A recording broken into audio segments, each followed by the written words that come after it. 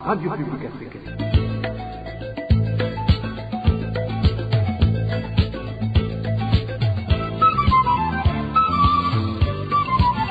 Radio Publique Africaine.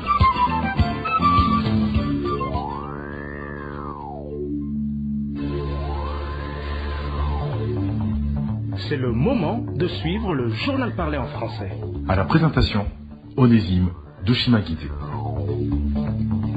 Bonjour et merci d'être à ce rendez-vous d'information de ce mercredi 14 septembre 2022, dont voici les grands titres.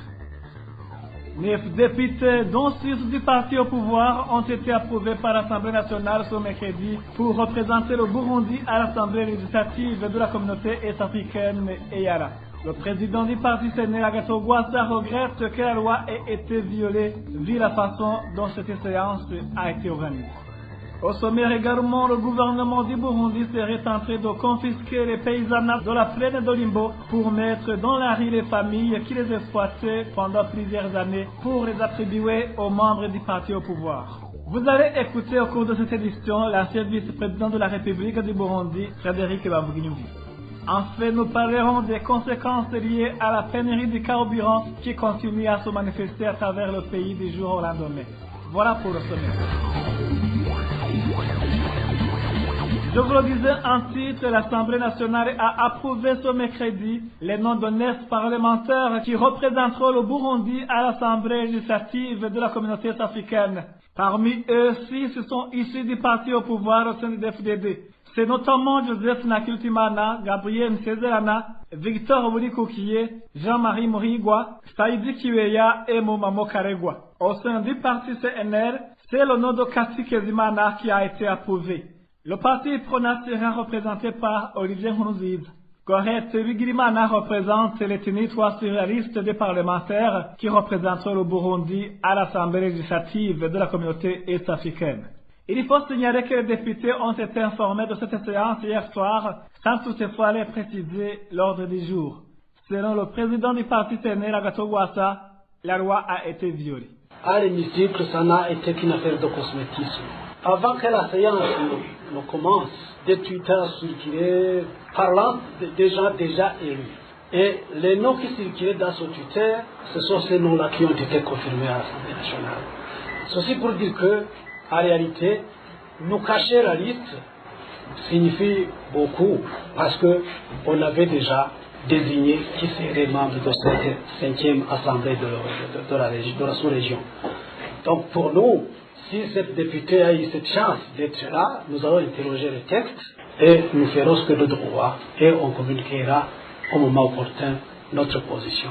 Mais je dois dire aussi que de façon procédurale, il y a toujours un hic. Parce que le secrétariat de l'EALA a écrit au président des chambres des différents pays membres de l'EAC pour leur demander de songer à pourvoir au remplacement des députés parce que la législature en cours prend fin au mois de décembre de cette année. Cette lettre est demeurée presque secrète. Le bureau ne nous a jamais donné ni parlé de cette lettre jusqu'à ce qu'on songe quand même à adresser une correspondance relative. Maintenant, ce matin, on est allé là, on demande si on pouvait connaître la liste des candidats qu'on allait confirmer pour devenir membre de l'EALA, mais on nous a refusé de nous dire qui étaient les candidats. C'était Agathon Rwasa, le président du parti CNR. Au chapitre droits de l'homme, après les accusations portées à l'encontre d'une des infirmières du centre de santé de Burundi par l'administration communale, cette dernière a fini par être réaffectée avant son exclusion qui s'est opérée en violation de la loi car basée sur des faits non vérifiés. Reportage signé de Diane Mouzaneza. 3 jours après la visite du numéro 1 burundais en commune Kayogoro, lequel a ordonné une enquête minutieuse pour statuer sur la véracité des accusations portées contre l'infirmière Rose Wuchomi, un procès verbal de constat de faute disciplinaire et de notification d'ouverture d'action disciplinaire fut dressé. C'était en date du 6 juin 2022. Le dit procès dont la RPA a pu se procurer la copie reprenait mot par mot les accusations émises par l'administrateur de la commune Kayogoro, Antoine Ndaïla Guidje, le 3 juin, lors d'une descente qu'Évariste Ndaïchimiye avait effectuée dans cette commune. Ces fautes sont notamment la non-assistance à une femme enceinte qui a fini par accoucher seule dans la cour intérieure du centre de santé de Bujundi, ainsi que la perturbation des activités causées par cette infirmière qui aurait insulté ses camarades et les patients venus se faire soigner, un comportement qui, dit-on toujours dans le même procès-verbal, serait à l'origine de la fuite des patients vers d'autres centres de santé. Et en conclusion, cette lettre sommet la concernée d'exposer sa justification par écrit dans un délai de 8 jours. Mais bizarrement, l'audit procès-verbal, malgré qu'il a été transmis en copie pour information à différentes autorités sanitaires, du chef de district au cabinet du ministère de la Santé, en passant par la direction provinciale de Makamba, il n'était ni daté et ne comportait aucune signature, ni aucun cachet du médecin directeur ad intérim de la province sanitaire de Makamba, le docteur Gérard Hadio, raison pour laquelle la mise en cause, à savoir l'infirmière Rose Wuchumi,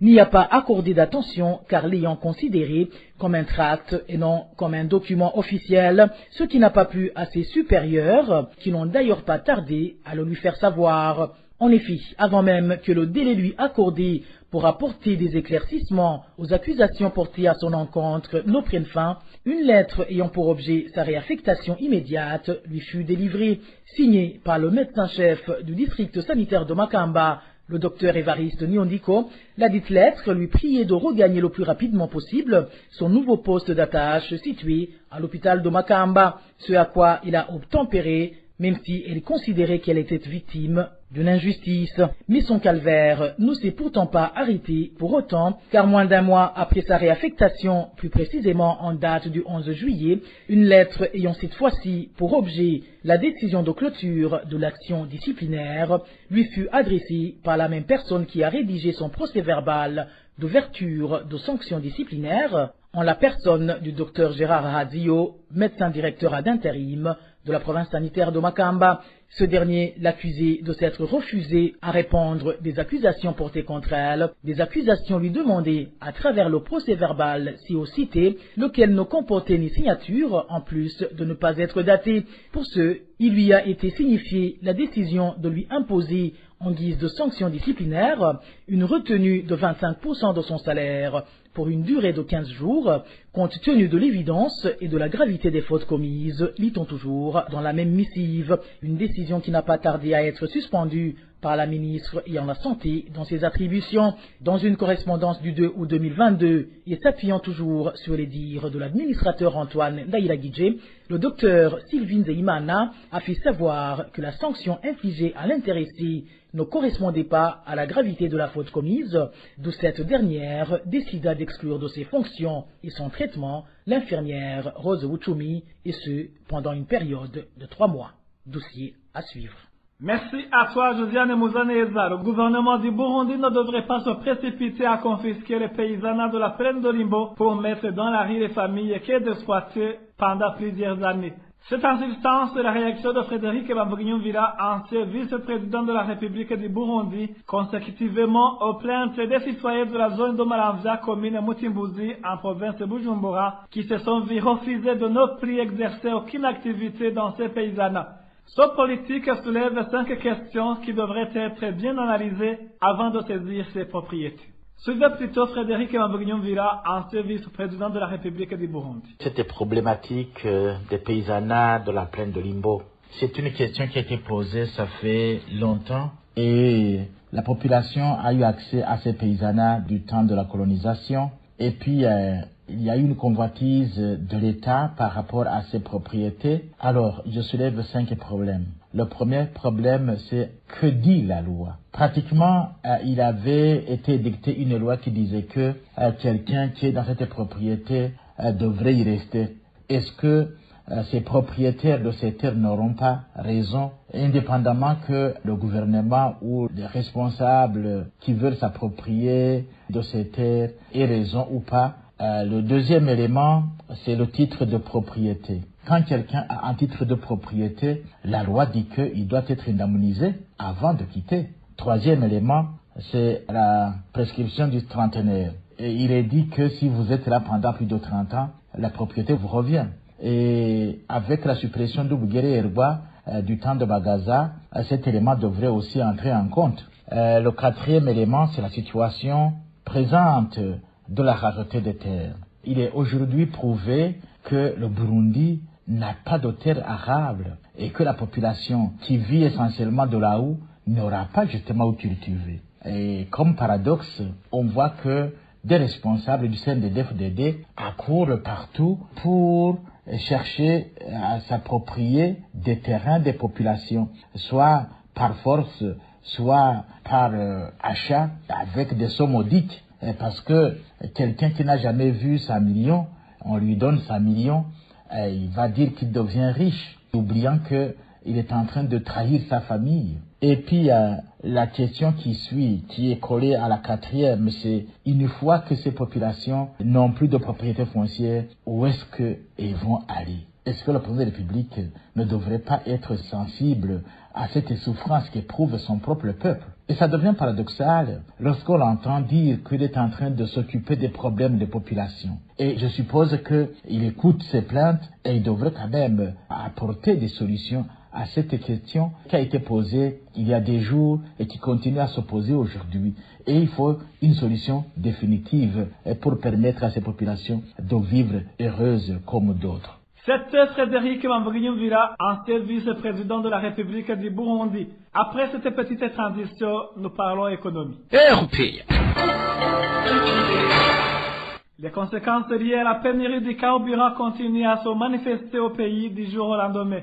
En province de Kirundo, ça fait déjà près de 2 semaines qu'il n'y a pas de carburant. Conséquemment, les prix de tickets de transport ont passé du simple au double ou à l'extérieur de cette province. Plus de détails avec Eroge Diveremesh. Les stations-service de la province de Kirundo n'ont ni mazout ni essence depuis près de 2 semaines. Au marché noir, le prix du carburant est de plus de 10 000 francs burundais. Suite à cette pénurie du carburant dans cette province, le prix du ticket de transport est passé du simple au double pour le transport en commun et pour le transport à moto. Par exemple, le prix du ticket de transport de Kirundo centre jusqu'à la frontière de Gasenyi-Nemba est 10 000 francs alors qu'il ne devrait pas dépasser 5 000 francs burundais. Même ceux qui se déplacent à moto affirment que le prix est passé du simple au double, comme le témoigne cette source. Ici en province Kirundo, le prix d'un bidon d'1,5 litre d'essence varie entre 13 et 14 000. Il n'y a pas vraiment de carburant depuis plusieurs jours. Ici au chef-lieu, là où on payait 500 francs, on paye 1000 francs aujourd'hui. Entre les communes Kirundo et Bugabira, 2 personnes cotisent et payent 10 000 francs pour le transport à moto, alors qu'en temps normal, le prix du même ticket revenait à 5 000 francs seulement. La hausse du prix du ticket de transport est également signalée à l'extérieur de cette province. Notre source indique que le prix du ticket de transport de Kirundo à Ngodi est passé de 5 à 15 000 francs burundais. Une situation qui s'est empirée durant cette période de rentrée scolaire, précise la même source. Au chef-lieu de la province de Gitega, on entend que de grognes et lamentations chez les conducteurs de véhicules de transport en commun. Pour cause de la persistance de la pénurie de carburant, surtout celui de type essence. Même s'il a désiré que ce produit soit disponible, il est distribué au personnel de la présidence de la République, aux policiers et usagers de bons de commande. Plus de détails avec Emile Nirassoum. Les conducteurs de véhicules de transport en commun au chef-lieu de la province Gitega se plaignent de la pénurie excessive du carburant de type essence. Aucune station-service implantée dans cette ville ne dispose de ce produit, témoigne ce chauffeur. Toutes les 9 stations-service opérationnelles dans la ville de Gitega ne disposent pas de carburant de type essence et sont toutes à sec. Les gens restent alignés en attente de ce produit, mais en vain. Il y a seulement de bonnes nouvelles qui font état de la disponibilité de ce carburant ce mercredi, mais nous n'en sommes pas convaincus puisqu'on l'annonce souvent mais sans effet. Attendons voir. S'il advient que l'essence super soit disponible sur une station-service dans certains commerçants qui est souvent approvisionné en carburant, les agents de sécurité et les usagers de bons de commande sont principalement servis. Nous, les chauffeurs qui œuvrent au chef-lieu de la capitale Gitega, connaissons un sérieux problème relatif au manque de carburant de type essence. Il y a une station d'un certain opérateur nommé Zuberi qui est souvent approvisionné en essence, mais ce carburant est prioritairement servi au personnel de la présidence, les policiers, les usagers de bons de commande et autres autorités. Ces chauffeurs dénoncent alors des amendes qu'ils écopent pour avoir majoré les prix du ticket de transport alors qu'ils s'approvisionnent en carburant à des coûts exorbitants sur le marché noir. On nous arrête pour avoir dépassé le nombre de passagers à bord alors que nous cherchons à recouvrer les dépenses sur le carburant acheté au marché noir, bénéficier le versement pour nos patrons, mais aussi pouvoir se rationner et faire survivre nos familles. Malheureusement, on nous taxe sans cesse d'amendes. Les chauffeurs du transport en commun dans la ville de Gitega demandent au gouvernement de résoudre le problème relatif à la pénurie du carburant et ainsi les prix officiels de transport seront respectés. Parlant toujours des conséquences liées à la pénurie du carburant, plusieurs familles au chef-lieu de la province de Rumongue qui gagnaient leur pain quotidien grâce à la circulation des biens et des personnes ont dû suspendre leurs petits commerces qu'elles exerçaient surtout sur les parkings pour éviter de travailler à perte. Le point avec Inès Gakiz. Le centre urbain de la province Rumongue a 2 parkings des véhicules qui font le transport en commun. Le parking des bus qui font le trajet Rumongue-Bujumbura et celui des véhicules qui font le trajet Rumongue-Nyanzarake-Mabanda. D'habitude, ces parkings sont très fréquentés avec des va-et-vient des personnes exerçant différentes activités. Des chauffeurs, des vendeurs de différents articles et bien d'autres. Nombreux de ces gens font vivre leur famille grâce aux activités qu'ils exercent sur ces parkings. Mais avec la crise du carburant, ces activités sont de moins en moins rentables.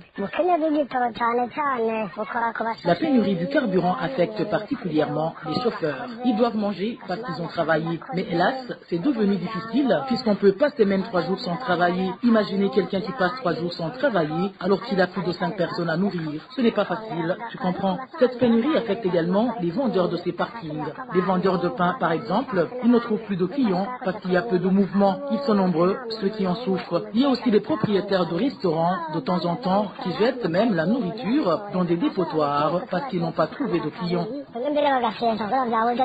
Certains de ces vendeurs de nourriture sur ces parkings ont été obligés de fermer, regrettent nos sources. Nombreux ont fermé et ont plié bagages puisqu'ils travaillent à perte. Ils ne trouvent plus de clients et jettent la nourriture préparée.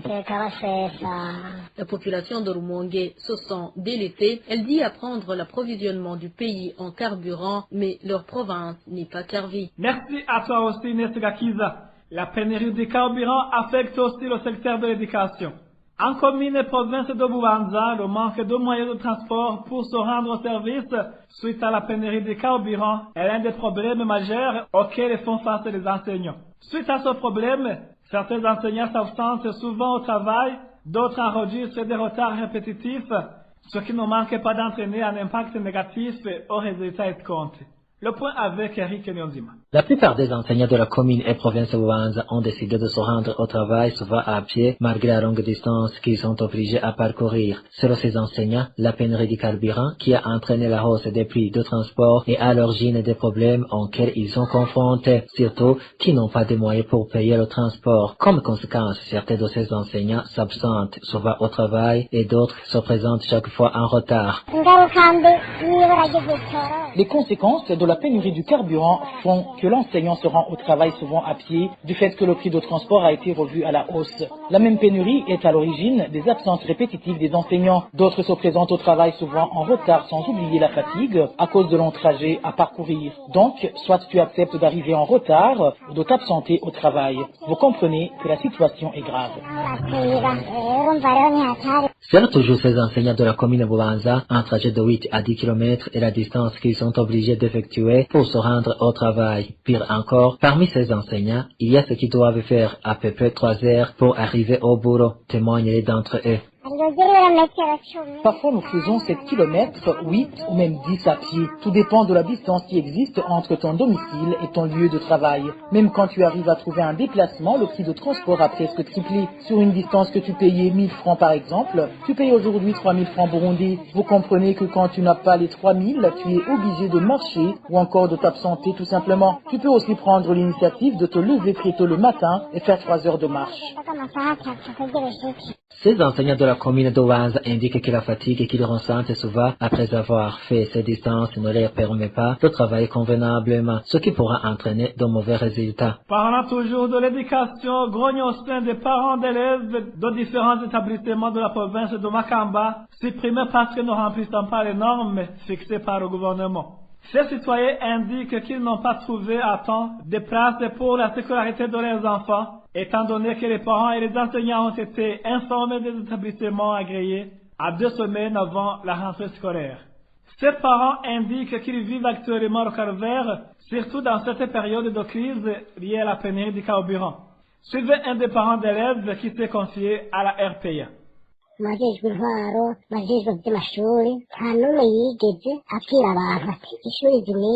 Parmi les autorités administratives et celles chargées de l'éducation, personne ne nous a dit quels établissements avaient été supprimés et ceux qui ne l'ont pas été.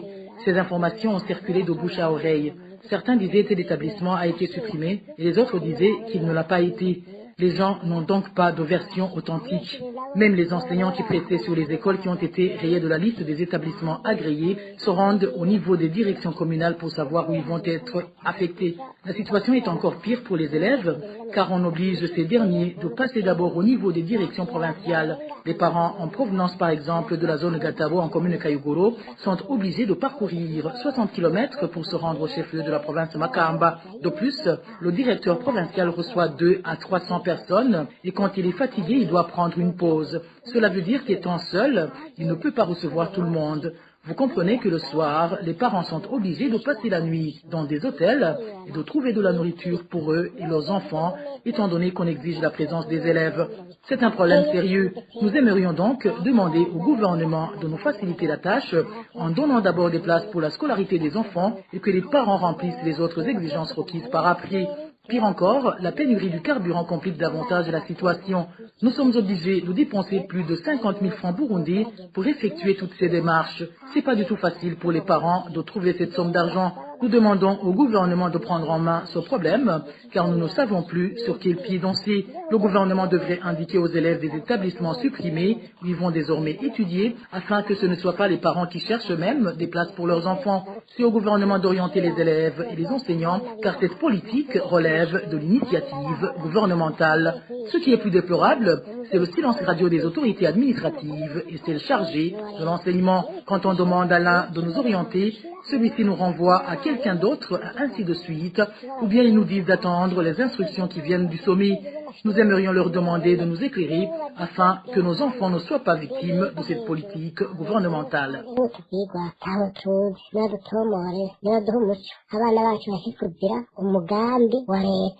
C'était un des parents d'élèves qui s'est confié à la RPA.